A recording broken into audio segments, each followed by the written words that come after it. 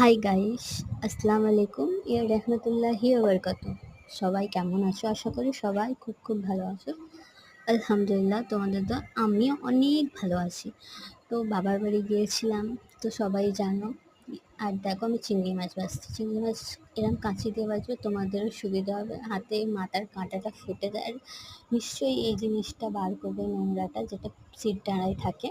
তো আমার মায়ের হাত কেটে গিয়েছিল বলে মা কিছু পারছিল না, তো আমি একটু হেল্প করে দিলাম কাটাকুটি। আর কাঁচি দিয়ে করলে আরও ভালো হয়, জলদি হয়ে যায়। আর আমার মাসির ছেলে এসেছিলো আমরা আসবো বলেই, তো ও মশলা বেটে দিয়েছে মিক্সচারে। তো বাইরের ভিউটা দেখো কত সুন্দর, ওইটা ভিতরে। আর দেখো পুঁইশাক গাছটা কোথা থেকে কোথায় চলে যাচ্ছে, কোনো ওর নির্দিষ্ট দিকে নেই। আমার মা দেখো রান্না করছে, তার কাজ রোজকার, মাদের তো ওটাই কাজ। তো কী কী রান্না হচ্ছে, শাক ভাজা, চিংড়ি মাছের মালাইকারি আর মাছ। এটা হচ্ছে যে খাওয়ার পর কিছু ফুডস এই হয়েছিল সেই দিন।